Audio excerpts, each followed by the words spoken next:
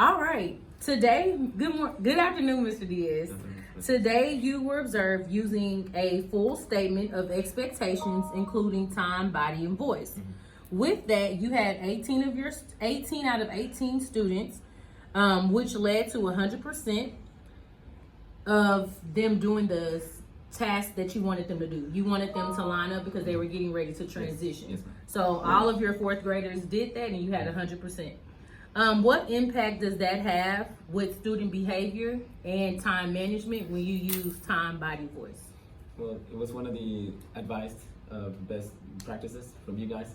I didn't practice it until I was noticing that it was working more and more.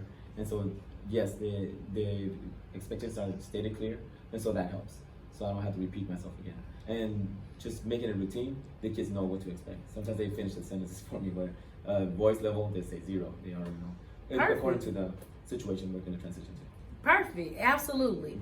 All right. So today I came into your classroom and I want to just dive in directly about scripting replicable steps that align to your lesson objective in DOL for 3-4K. So here is a model of an I do script. And I also have the question that you taught from and with an exemplar. So what I want you to do is just take time to read through the script. And then when you're finished, we're going to talk about the different components that you notice that a I do has. And if you want, I can read it out loud, or what do you prefer? Yeah, if you want to. Okay. So just follow along as I read. Okay, 3-4K. Students, I'm going to model for you the steps to take when solving a 2-step problem involving multiplication. Using your guided notes packet, I want you to capture the steps I model. When I write, you write, just like that. So as I read this problem, I realize that Miss Lafayette wants to know how many goodie bags she needs to buy for all 3 classes. When I go into the problem, I notice that the number of students for each class isn't there. So does that tell me that I'm going to need to find the total number of students by multiplying? All right, students, capture step 1. Step 1 is to box and underline my keywords and import numbers with their units. 3 classes, seats for 4 students, and 6 tables. Step 2. I'm going to write my question as a solution sentence. Miss Lafayette should buy blank amount of goodie bags to ensure each student gets one. Step 3. I'm going to refer to my problem-solving think aloud. Do I have a total? No, but I do have equal groups. I have a group of 6 tables, and I have a group of 4 students at each table. So I know I need to multiply 6 times 4. Step 4. I'm going to write an equation for my first step. 6 times 4 equals 24. So now I have the total number of students for 1 class. But my problem and answer statement want me to solve for the total number of goodie bags for 3 classes. So I know that I'm not quite done. I need to solve for 1 more final step, which is for the total number of goodie bags. Step 5.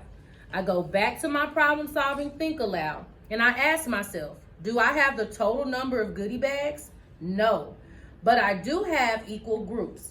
I know I have a group of 24 students and 3 groups of classes. I know I need to multiply 3 times 24. Write your final equation. 3 times 24 is equal to 72. Now, let's plug in our answer into our answer statement. Miss Lafayette should buy 72 goodie bags to ensure each student gets one. Okay?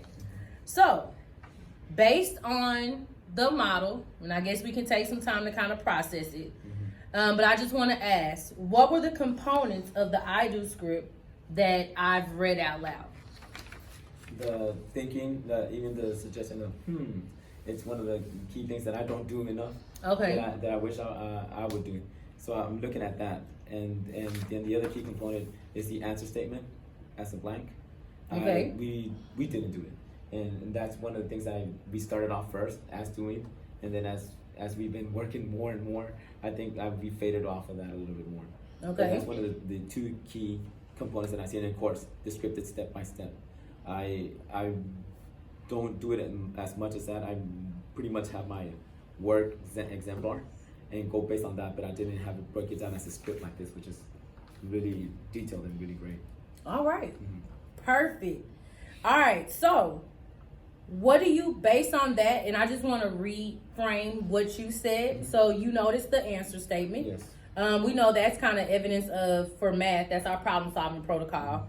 And I know you all have an abbreviated version. Yes. So evidence of your problem solving protocol. You said that's also evidence of a think aloud. Yes. So I'm just reframing what you said. Yes. And then you noticed that scripted step by step. Yes. So I want us to punch our gap. So your gap is what you said, you didn't have these things. Yes. Okay. So today we focus on